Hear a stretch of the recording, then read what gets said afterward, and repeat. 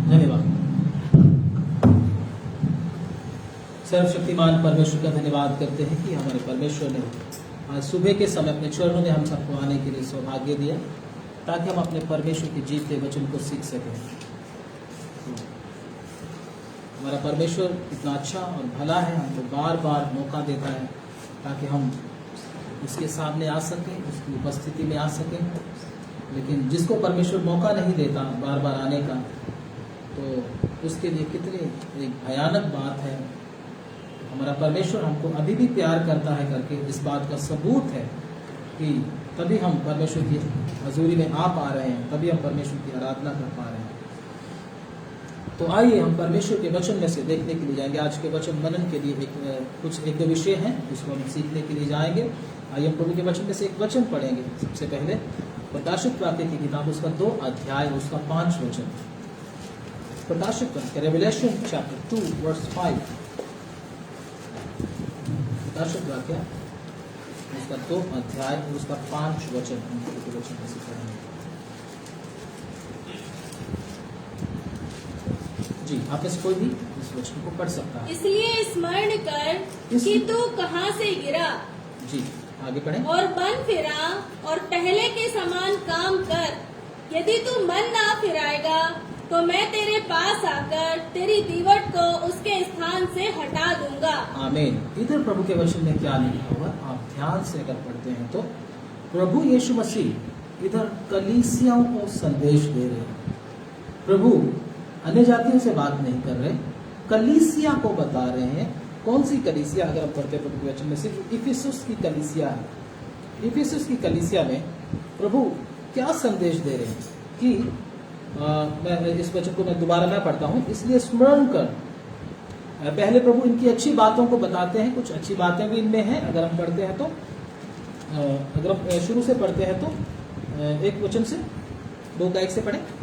इफिसुस की कलीसिया के दूत को यह लिख। इफिसुस की कलीसिया के दूत को यह लिख, जो 7 तारे अपने दाहिने हाथ में लिए हुए है जी, और सोने की 7 दीवटों के बीच में फिरता है जी। वह ये कहता है कहता है। वो कौन है जो सोने की 7 दीवटों में फिरता है?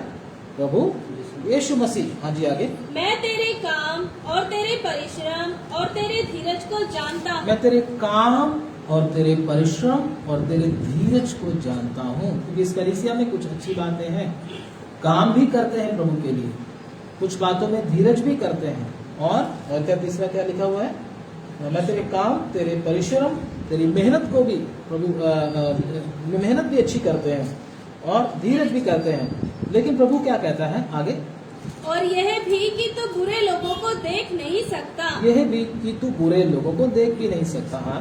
और जो अपने आप को प्रेरित कहते हैं और है नहीं, हाँ। उन्हें तूने परखकर झूठा पाया। जो अपने आप को प्रेरित कहते थे लेकिन वो है नहीं, तूने उनको परखकर क्या पाया है?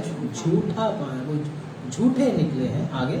तू धीरज धरता है। तू धीरज धरता है और मेरे नाम के लिए दुख उठाते उठाते थका नहीं। तू मेरे नाम के लिए दुख भी उठाते उठाते थका नहीं। हाँ।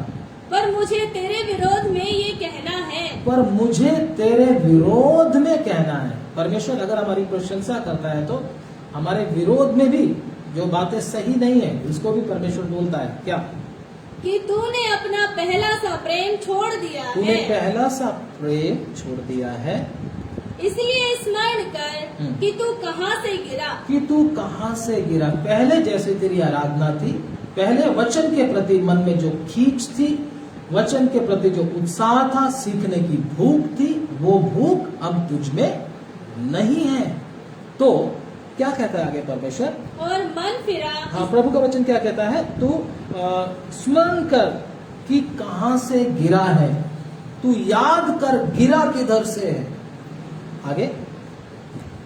और क्या कर? यदि तू मन ना फिराएगा जी, तो मैं तेरे पास आकर तेरी दीवट को उसके स्थान से हटा दूंगा। प्रभु का वचन क्या कहता है? गिरा किधर से है, और जिधर से तू गिरा है उसको याद कर और क्या फिरा ले?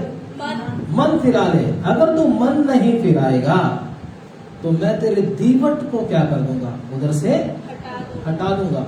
मतलब कलीसिया से, प्रभु की देह से तुझे आउट कर दूंगा, बाहर निकाल दूंगा। मंडली से तो पास्टर ही करता है जो भी कुछ, लेकिन प्रभु की उपस्थिति से आप क्या हो जाओगे? हट जाओगे। प्रभु की उपस्थिति आपके अंदर नहीं रहेगी। तो इस कारण परमेश्वर हमको ये संदेश देता है। गिरने का अर्थ क्या होता है? पहले की तरह प्रार्थना नहीं होता। गिरने का मतलब क्या है? प्रभु कहता तू कहां से गिरा है?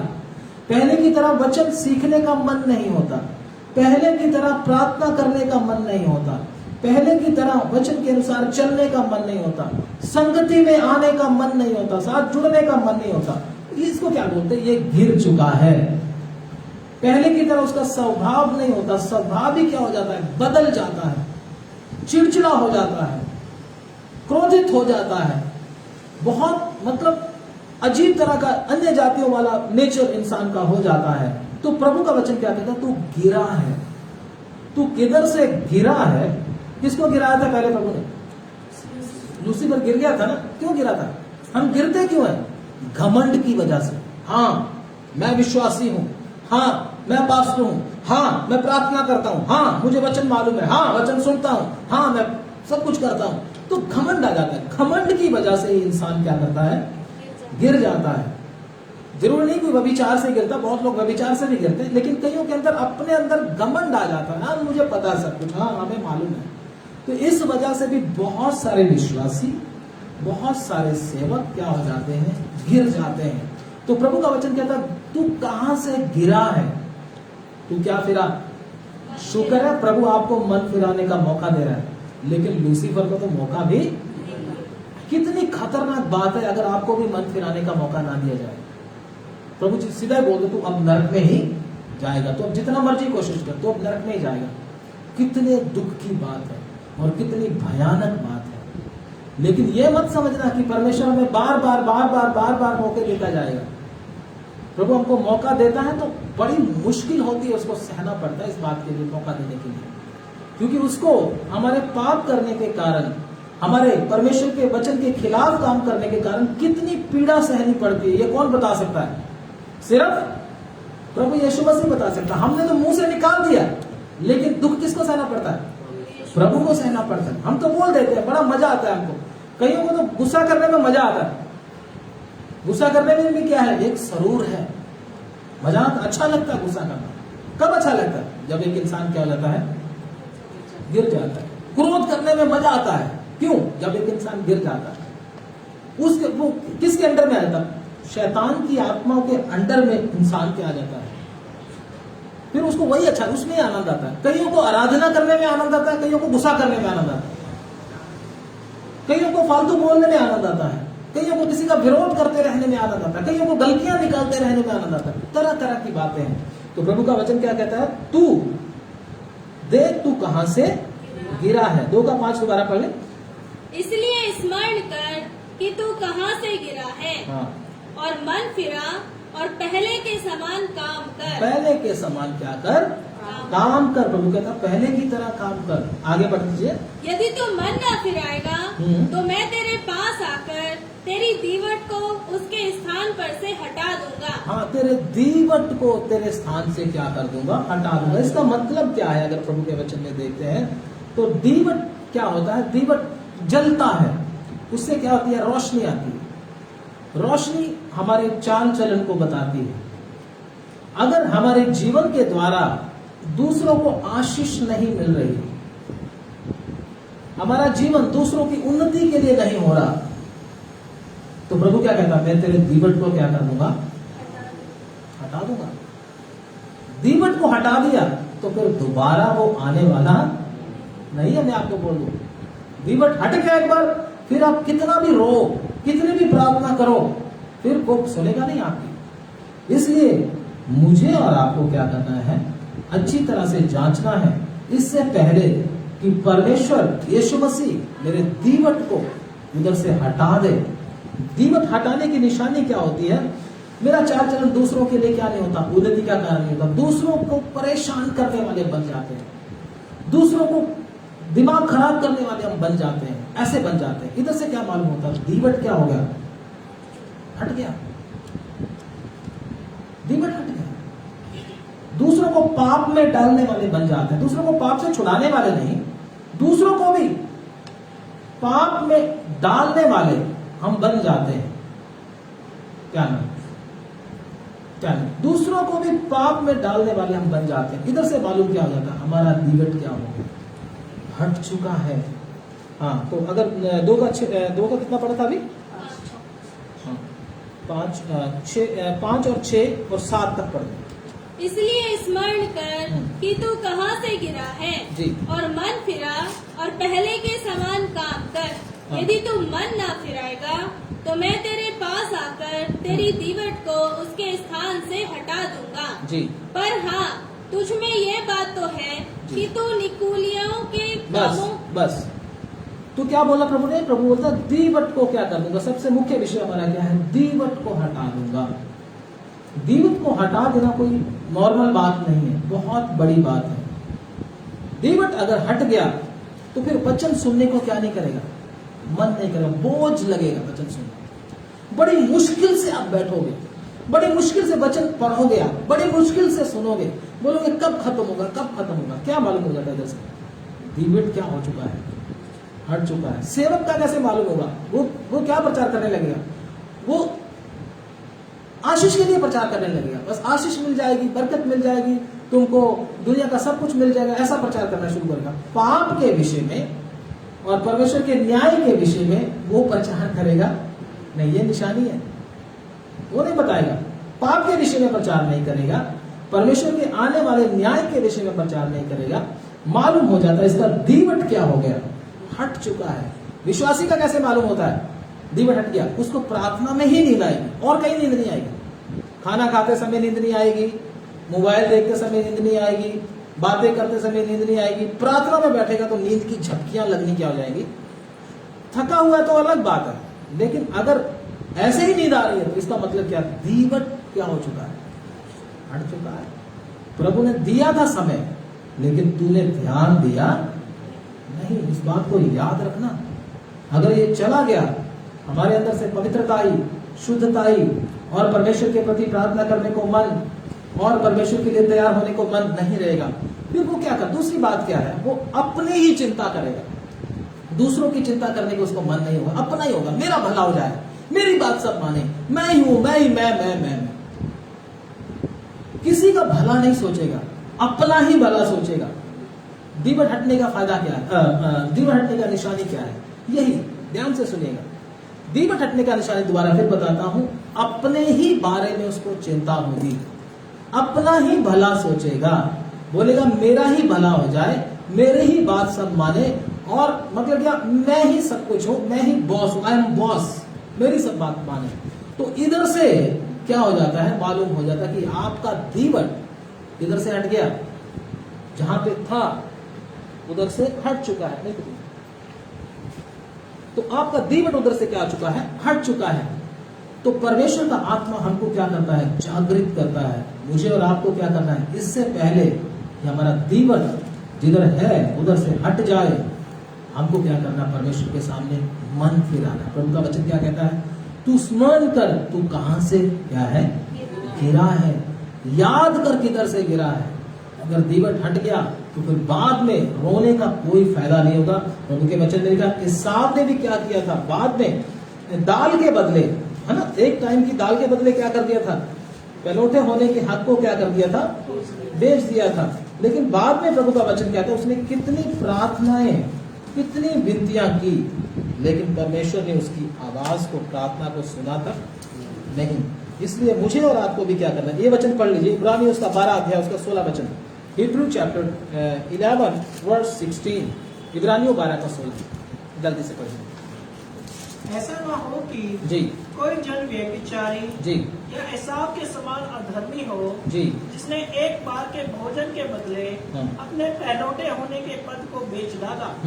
एसाव की तरह हमारी तरह कोई ना हो, जिसने एक बार के भोजन के बदले क्या कर दिया? पहलौठे होने का हक बेच दिया। आगे, तुम जानते हो कि बाद में जब उसने आशीष पानी चाही जी तो अयोग्य गिना गया, जी और आंसू बहा बहा कर खोजने पर भी मन फिराव का अवसर उसे ना मिला। बाद में उसने सोचा होगा बाद में कर लेंगे प्रार्थना, बाद में कर लेंगे प्रभु की बात, बाद में मान लेंगे, पहले तो मैं क्या कर लेता हूँ? अपना काम कर लेता हूँ, ये बाद में कर लेंगे। बाद में तौबा कर लेंगे, बाद में ये कर लेंगे, मन फिरा लेंगे, लेकिन बाद में उसको अवसर नहीं मिला। रोने से अवसर नहीं मिलता है।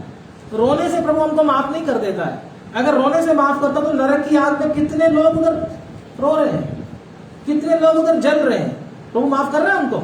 बोलिए ना, प्रभु किसी को माफ, हमारे रोने से उसको कोई फर्क नहीं पड़ता। जब चोर पकड़ा जाता है तो वो रोता ही है, और क्या करता है? रोता कि नहीं रोता? पकड़ा गया तो रोएगा, लेकिन उसके बाद में कोई आंसू नहीं आता उसके। तो हम भी कई बार क्या करते हैं, जब पाप करते हैं, गिर जाते हैं, तो क्या करते हैं, परमेश्वर के सामने रो कर कुछ नाटक करने की कोशिश करते हैं। ये मत समझना कि हमारे रोने से परमेश्वर क्या हमको कर देगा, माफ कर देगा। नहीं मेरे भाई, हमको प्रभु ने बहुत ही सुनहरी मौका दिया है। ये बहुत ही सुनहरी समय है। इस सुनहरी समय को आप ना गवाएं। अगर ये आपके हाथ से निकल गया, मन फिराव का समय आपके हाथ से निकल गया, फिर कोई भी पादरी आपके घर में आकर, आपके कलीसिया में आकर आपको ठीक नहीं कर सकता। किसी को भी बुला लो आप, क्योंकि सबसे बड़ा तो कौन है? प्रभु। अगर यीशु मसीह ने दीवट को हटा दिया ना, फिर आपको कोई भी बेदारी आपके घर में, आपके परिवार में, आपकी कलीसिया में कोई नहीं लेके आ सकता। इसलिए मुझे और आपको क्या करना है? परमेश्वर की चेतावनियों को क्या करना है? मानना है, इससे पहले कि हमारा दीवट प्रभु हटा दे। हमको मन फिराना है। किससे मन फिराना है? किसी को क्रोध से मन फिराना है, किसी को झगड़े से मन फिराना है, किसी को सख्त शब्द, कड़वे शब्द बोलने से मन फिराना है, किसी को बेईमानी से मन फिराना है, किसी को अविश्वास से मन फिराना है, किसी को प्रभु के चरणों में ना बैठने के कारण और समय वेस्ट करने से मन फिराना है, किसी को अपने आलस से मन फिराना है, किसी को बहुत ज्यादा खाने से मन फिराना है, कईयों को सारा दिन मोबाइल देखने से मन फिराना है। बहुत सी बातों में हमको क्या फिराना है? मन फिराना। फालतू में इधर उधर घूमने से मन फिराना है, फालतू बात मुंह से बोलने में मन फिराना है। अगर आपने मन नहीं फिराया, एक समय आएगा प्रभु आपके दीवट को हटा देगा, फिर हम कुछ नहीं कर पाएंगे। मैं पहले ही कलीसिया में खड़े होकर आपको बोल रहा हूं, अगर आपकी वजह से कलीसिया में प्रॉब्लम आती है तो परमेश्वर कलीसिया में क्या कर सकता है? बोलिए। अगर आप सही तरीके से नहीं चल रहे तो उसकी सजा किसको भी मिल जाती है। कई बार कलीसिया को झेलना पड़ता है, वो दूसरों को भी झेलना पड़ता है। प्रभु क्या करना शुरू कर देता? दूसरों को भी खत्म करना शुरू कर देता। इजराइलियों में पाप एक बंदा करता था, दाऊद ने किया था ना पाप, है ना? तो कितने इस्राएली मारे गए थे? मारे गए थे कि नहीं मारे गए? हाँ, कितने मारे गए, कितने मारे गए इस्राएली? एक आदमी के ना मन फिराव से, जब अपनी ही जिद करने की वजह से, अपने ही पाप के कारण कितने विश्वासियों को नुकसान हो सकता है। झुंड का झुंड क्या हो सकता है? खत्म हो सकता है। आप समझते हैं इस बात? प्रभु की मंडली क्या हो सकती है? पूरी की पूरी क्या हो सकती है? प्रभु से दूर हो सकती है। मालूम है? आत्मा में मर सकती है। एक आदमी के व्यभिचार की वजह से, एक आदमी के ठीक स्वभाव ना होने की वजह से, एक आदमी की जिद की वजह से, पाप की वजह से सारी की सारी की कलीसिया क्या हो सकती है? वचन में सबूत है बहुत सारे, आप देख लो कितने सबूत। एक आदमी ने पाप किया था, कितनों को भुगतना पड़ गया। आदम वाटिका में भी क्या हुआ था? एक आदम और हवा ने क्या किया? पाप किया, कितने लोगों को भुगतना पड़ गया। आप ये मत सोचो मेरा क्या, कोई बात नहीं, कलीसिया तो ठीक है ना। आपकी वजह से देखो, ये पिलर को हटा दोगे तो घर में से एक पिलर ही है ना, नुकसान किसको होगा? बोलिए, होगा नहीं होगा? ये पिलर को घर से हटा दिया जाए, इधर से हथौड़ा मार के इसको गिरा दिया जाए तो क्या होगा? सारे घर के गिरने का क्या है? खतरा आपके ऊपर बना रहेगा, कभी भी गिर सकता है। ऐसे ही एक भी विश्वासी अगर कलीसिया में व्यभिचारी है, कलीसिया में परमेश्वर के वचन को तुच्छ जानने वाला है, स्वभाव का क्या है? बहुत बेरहम है, या कड़वा है, शैतान वाला स्वभाव है, या बेईमान है, या किसी भी प्रकार का है, क्षमा रहित है, किसी को क्षमा करने वाला नहीं है, तो मैं आपको बोल दूं कलीसिया पूरे झुंड में क्या हो सकता है? गड़बड़ हो सकता है। फिर मत बोलना कि पास्टर जी ने हमें बोला नहीं। इसलिए हमारा एक एक का काम बनता है कि हमको प्रभु की कलीसिया में पवित्रता रखना। उपदेश की बातें, मैं आपको कहानी या खुश करने वाली बातें नहीं सुना रहा, उपदेश को अपने अंदर बनाए रखना, अलगताई को अपने अंदर बनाए रखना हमारा फर्ज बनता है। एक आदमी की वजह से अगर कलीसिया में नुकसान हो सकता तो हमको कितना गंभीर होना चाहिए कि नहीं होना चाहिए? जहां पे आप काम करते हैं, जिस फैक्ट्री में, जिस हॉस्पिटल में, जिस जहां भी गवर्नमेंट दायरे में या जहां भी आप काम करते हैं, आपकी वजह से थोड़ा सा नुकसान हो जाए तो क्या होगा? आपको डांट पड़ेगी कि नहीं पड़ेगी? सजा मिलेगी कि नहीं मिलेगी? क्योंकि आपकी वजह से सारी कंपनी को क्या हो गया? नुकसान किसको हुआ? सारी कंपनी को नुकसान हो गया, सबको नुकसान हो गया। ऐसे ही एक विश्वासी भी क्या है? यीशु मसीह की कलीसिया की देह का अंग है। अगर वो वचन के अनुसार नहीं चलता, परमेश्वर की बातों को, वचनों को तुच्छ समझता है ना, उसको दूसरे दर्जे का करके समझता है, तो क्या हो सकता है? पूरी कलीसिया को नुकसान हो सकता है। कलीसिया आत्मा में मर सकती है। प्रभु की उपस्थिति कलीसिया से क्या हो सकती है? हट सकती है। तो फिर क्या करेगा पास्टर? इसलिए अगर आपकी वजह, प्रभु के वचन में लिखा यूं तो ठोकरें लगती हैं, लेकिन अगर आपकी वजह से, जिसकी वजह से ठोकर लगती है, जिसकी वजह से कलीसिया को नुकसान होता है, तो उसको क्या करना चाहिए? वचन में लिखा क्या? उसके गले में चक्की का पौड़ डालकर उसको क्या कर देना चाहिए? गहरे समुद्र में क्या कर देना चाहिए? डाल देना चाहिए। कितनी भयानक बात है। तो हमने क्या सोचना है? मैंने और आपने अभी क्या सोचना है? मेरी वजह से प्रभु की कलीसिया में कोई, या परिवार भी प्रभु की कलीसिया है, ये मत समझना परिवार प्रभु की कलीसिया नहीं है। एक एक बच्चा, आपका पति, आपकी पत्नी, आपके बच्चे, आपकी बहू, वो भी क्या है? वो तो मेरा परिवार है। आपका परिवार तो बाद में, पहले प्रभु की क्या है? आपका बेटा प्रभु की कलीसिया है, आपकी बेटी प्रभु की कलीसिया है, आपका पति प्रभु की कलीसिया है, आपकी पत्नी प्रभु की कलीसिया। एक एक जन जो प्रभु में बना हुआ है वो प्रभु की कलीसिया है। हमको उसको बनाए रखना, उसकी पवित्रताई को, उसकी गरिमा को भी हमने क्या करके रखना? बनाए रखना। अगर हम गड़बड़ करने की कोशिश करते हैं, सारी कलीसिया को नुकसान होगा। पर प्रभु की कलीसिया क्या हो जाएगी? जो प्रभु के लोगों को युद्ध को, आत्मिक युद्ध को हार जाएंगे, शैतान उनको मुंह में डाल लेगा और उसका खमियाजा फिर किसको भुगतना पड़ेगा? आपको ही भुगतना पड़ेगा। इसलिए मैं और आप, हम सब अपने अपने जीवन को क्या करें? जरा ठीक करें। हमारा एक का क्या है? फर्ज बनता है कि परमेश्वर के घर को क्या करना? बनाना। क्या बनाना? परमेश्वर के घर को। लेकिन हमको तो अपने घर के बनाने की चिंता पड़ी है। मेरा घर बन जाए, बस ये हो जाए, वो हो जाए। परमेश्वर का घर बने चाहे ना बने, मुझे कोई टेंशन नहीं है। हम सबका फर्ज बनता है कि खड़े होकर परमेश्वर के घर को बनाने का काम करना। सिर्फ पास्टर का काम नहीं है। पास्टर से भी ज्यादा काम किस? पास्टर का काम है वचन सिखाना, आपको वचन देना। अगर आप वचन सीखकर दूसरों को वचन नहीं देते हैं तो आप क्या हैं? प्रभु के वचन में लिखा है, एक जगह पर दाग की बारी में अंजीर का पेड़ लगा हुआ था। प्रभु ने बोला 3 साल हो गए इस पेड़ को लगे हुए, लेकिन इसके ऊपर क्या नहीं आ रहा? कोई फल। तो क्या बोला गया? किसान ने क्या बोला? इसको काट दे और इसको फेंक दे। हम क्या कर रहे हैं? प्रभु के लिए क्या कर रहे हैं? कुछ नहीं कर रहे हैं। खुद सुन लेते हैं, ऐसे ऐसे कर लेते हैं, बस ठीक है कि हाँ जी बढ़िया, बहुत अच्छी कहानी बताई आपने, लेकिन किसी को वचन बताने की हिम्मत नहीं रखते। क्यों? सो गए आत्मा में, आत्मा में मृत हो गए। इस वजह से मन ही नहीं करता, डर लगता है किसी को वचन बताने में। तो प्रभु अगर हम ऐसा ही करते रहे तो फिर तो हम किसी काम के है ही नहीं। तो जो चीज किसी काम की नहीं उसको क्या करते हैं हम? आपके घर में कोई चीज काम की नहीं है, फटा हुआ कपड़ा है, फटा हुआ कुछ चीज है, क्या करते हैं? बोल, हाँ, फेंक देते हो। ऐसे प्रभु भी हमको फेंक देगा। मैं आपको बता दूं, वचन सखत है लेकिन सच है। फिर नहीं कहना कि हमको किसी ने बताया नहीं। अगर ऐसे ही चलता रहा तो आज मुझे और आपको क्या करने की जरूरत है?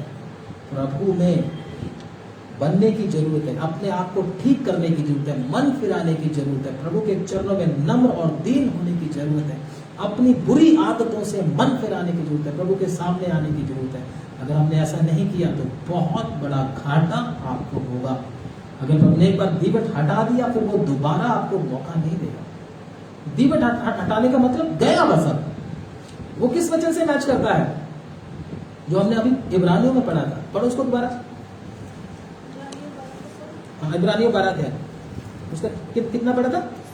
16, हाँ, इब्रानियों 12 का 16 पढ़े दोबारा। ऐसा ना हो कोई जन व्यभिचारी हाँ। या एसाव के समान अधर्मी हो, जी, जिसने एक बार के भोजन के बदले जी। अपने पहलौठे होने का पद बेच डाला। जी, तुम जानते हो जी। कि बाद में जब उसने आशीष पानी चाही तो अयोग्य गिना गया। तो अयोग्य बाद में, उसने बोला आशीष तो बाद में देख लेंगे, ठीक है ना, क्षमा प्रभु से बाद में मांग लेंगे, बाद में कर लेंगे। अगर बात करते रहे, अगर एसाव को नहीं मिला तो हमको मिल जाएगा। एसाव के समय में कानून सख्त था या आज के समय में सख्त है? बोलिए ना, बोलो। उस समय तो यीशु मसीह ने जान भी, परमेश्वर ने, पिता परमेश्वर ने अपने पुत्र को जमीन और आसमान के बीच में लटका कर क्या किया है? मारा है उसको। किसकी वजह से? हमारी वजह से। लेकिन अब अगर फिर भी हम बोलेंगे एसाव की तरह हम भी करते रहेंगे तो कभी माफ नहीं करेगा आपको। एसाव से कितना ज्यादा स्टैंडर्ड है हमारा, कितना ज्यादा स्टैंडर्ड है।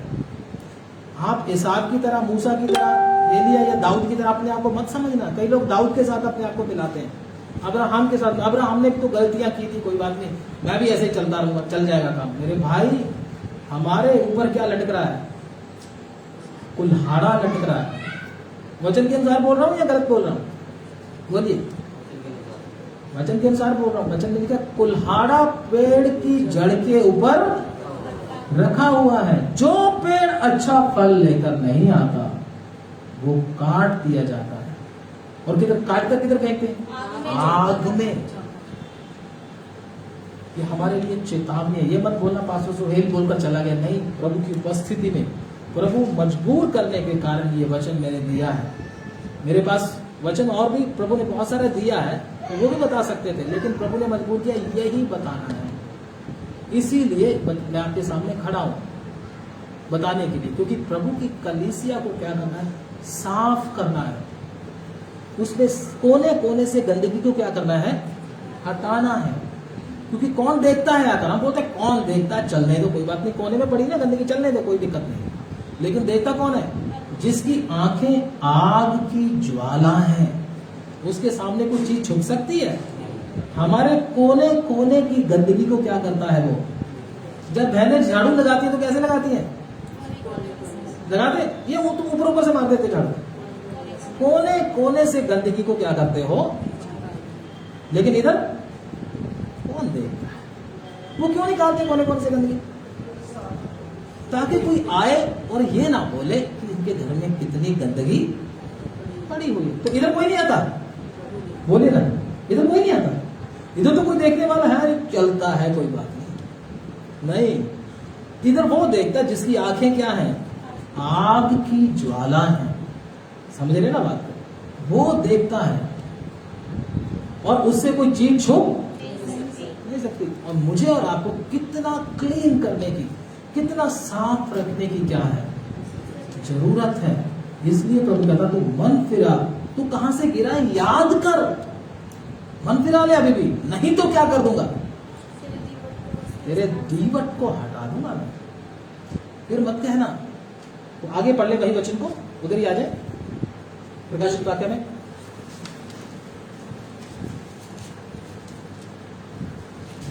प्रकाशित वाक्य 2 अध्याय कितना पढ़ा था? 5 पढ़ा था ना? 5 से दोबारा फिर पढ़ लेंगे। हाँ।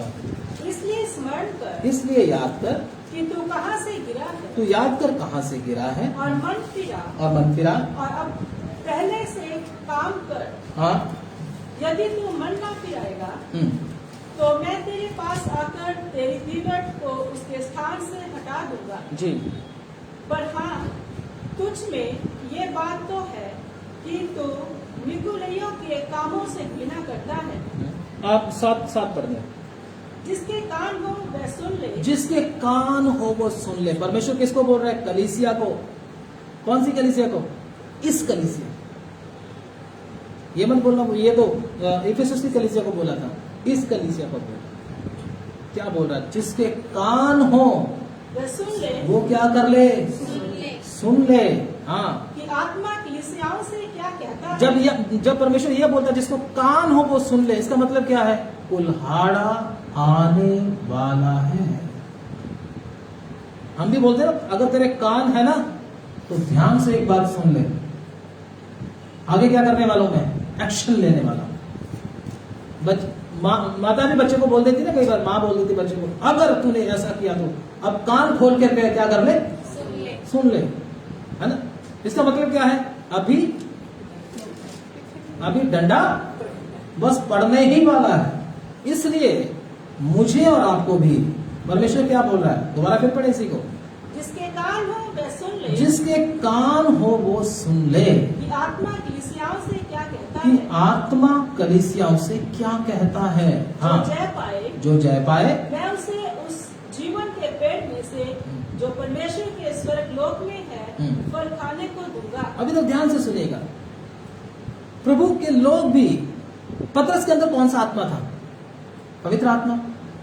हमारे अंदर कौन सा आत्मा है, बोलिए ना, कौन सा आत्मा है आपके अंदर, बोलते क्यों नहीं है, पवित्र आत्मा नहीं है, कौन सा आत्मा है, ऊंची बात में बोलो ना, किसके अंदर पवित्र आत्मा, हाथ खड़ा करना जरा, किस के अंदर पवित्र आत्मा है, हाथ खड़ा करना। डर क्यों रहे हो, पवित्र आत्मा नहीं है तो हाथ खड़ा करो ना, जिसके अंदर है। ठीक है, गलत नहीं है, पवित्र आत्मा है हमारे अंदर, बड़ी लेट हाथ खड़ा किया। हाँ, पवित्र आत्मा, वही पवित्र आत्मा पतरस के अंदर भी था, वही पवित्र आत्मा हमारे अंदर भी है। पतरस उसी पवित्र आत्मा को पाकर क्या पाया है, जीत पाया है। किसके ऊपर, पाप के ऊपर, शैतान के ऊपर और इस संसार के ऊपर और इस शारीरिकता के ऊपर जीत पाया है। अगर पतरस जीत पा सकता है तो मैं और आप जीत नहीं पा सकते, पा सकते नहीं पा सकते, नहीं पा सकते, नहीं, हम नहीं पा, वो पतरस पा गया। पतरस तो भगवान था या कोई एलियंस था। पतरस जैसा एक इतना क्रोध वाला आदमी, इतना हट्टी टाइप का आदमी, अड़ियल आदमी जीत पा सकता है तो मैं और आप क्यों नहीं। लेकिन हम पाना चाहते, क्या करना, छोड़ो परे, रहने दो, ऐसा चलता चलने दे, शैतान भी खुश, मैं भी खुश, है ना। हमने शैतान को तंग क्यों करना है, हमने किसी से दुश्मनी मोल नहीं, बोलते ही नहीं बोलते, हम क्यों दुश्मनी बोल रहे हैं शैतान से, है ना, वो भी तो हमारा भाई है, क्यों बोले ऐसा शैतान को। तो देखो क्या है, हम दुश्मनी लेने वाले, प्रभु ने बोला सबसे क्या करो, क्या करो, प्रेम करो, तो शैतान से भी प्रेम करने के लिए बोला है क्या। तो इन चीजों को जिसको हराने के लिए प्रभु ने बोला, उसको हराना। प्रभु कहता जो जय पाए उसको क्या करूंगा, जी पढ़े, जो जय पाए मैं उसे जीवन के पेड़ में से, हाँ, जो परमेश्वर के स्वर्ग लोक में है फल खाने को दूंगा। जीवन का पेड़ कौन है, जीवन का पेड़ स्वयं यीशु है, स्वयं प्रभु यीशु मसीह। आदि में वचन था, वचन परमेश्वर के साथ था और वचन ही परमेश्वर था। यीशु मसीह भी जीवन का पेड़ है, उसमें क्या है, जीवन है। बहुत लोगों को उसको पेड़ के फल में से खाने को दूंगा। दोबारा पढ़ते हैं ये वचन को, जो जय पाए मैं उसे उस जीवन के पेड़ में से, जो परमेश्वर के स्वर्ग लोक में है फल खाने को दूंगा। हाँ, फल खाने को दूंगा, मतलब वही जीत पाएगा, उसी को फल, उसी के ऊपर फल आएंगे, वही उन फल को खा पाएगा जो जीत पाया है, जिसने जीता है। किसको, पाप को हराया है, शैतान को हराया है, शारीरिकता को हराया है और इस संसार को हराया है। वो उसी को फल खाने को मिलेगा, उसी को वचनों में से बहुत सारी चीजें मिलेगी। हम में से बहुत सारे लोगों को वचन समझ नहीं आता। क्या नहीं आता, वचन, बहुत सारे लोगों की शिकायत है ना, वचन समझ में नहीं आ रहा, पता नहीं क्या है, समझ में नहीं आ रहा, समझ में नहीं आ रहा। जीत नहीं पाया है, हर बात में हारता रहता है। जब आप जीत पा लेते हो तो वचन में से बहुत सारे फल हमको खाने को क्या करते हैं, मिलते हैं। बहुत सारी चीजें इसमें से हमको मिलती है, लेकिन किसको मिलेगी, जो जीत पाया है। सबको ये समझ में आने वाला, सब इस फल में से, इसके फल में से खा नहीं सकता, सबको सबके बस की बात नहीं है। तो वचन को समझने के लिए, वचन की गहराइयों को जानने के लिए, प्रभु को और गहराई में जानने के लिए क्या पाना पड़ेगा, जय पाना पड़ेगा। जयवंत लोग ही क्या करते हैं, इन चीजों को ले सकते हैं। लास्ट में फिर पढ़ते इस वचन को, थोड़ा सा और क्लियर कर देते हैं इसको। जिसके कान हो जी वह सुन ले जी। कि आत्मा कलीसियाओं से क्या कहता आत्मा है। कलीसियाओं से क्या कहता है? जो जय पाए मैं उसे उस जीवन के पेड़ में से जो परमेश्वर के स्वर्ग लोक में है जी। फल खाने को दूंगा। फल खाने को दूंगा।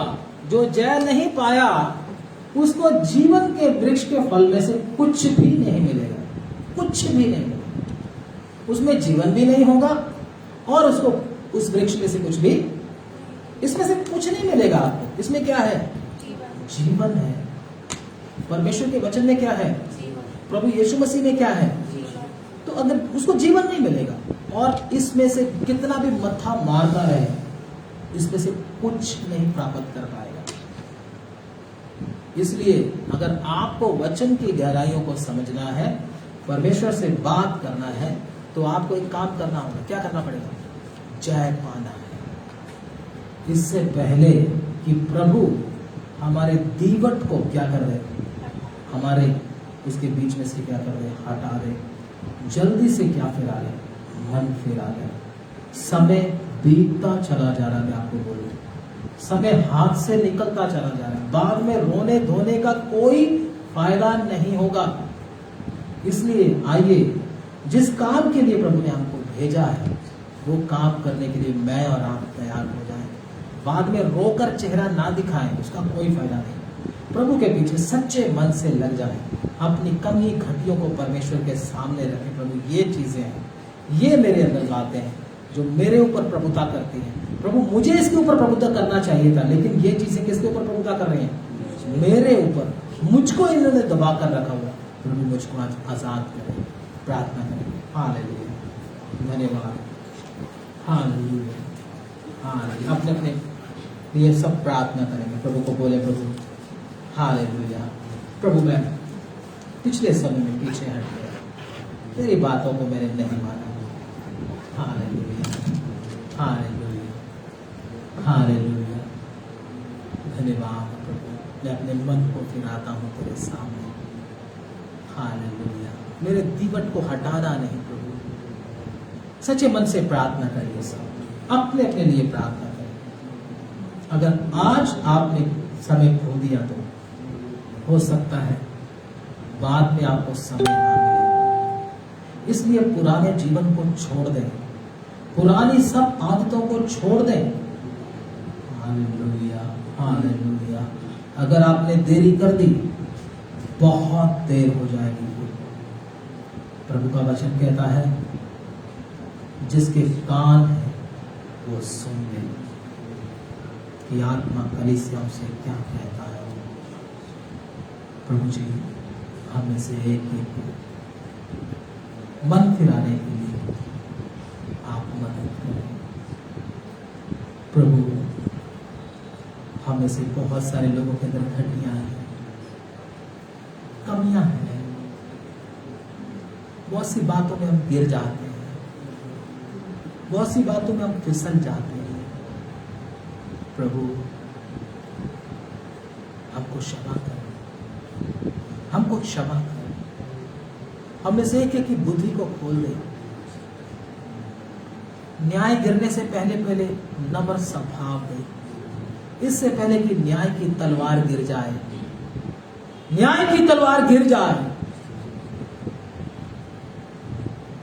परिवार पर गिर जाए, कलीसिया पर गिर जाए। मन फिराना है, जल्दी से मन फिराना है। हालेलुया, क्योंकि अब समय नहीं है। स्वर्ग में हलचल हो रही है, यीशु के आने का समय आया है,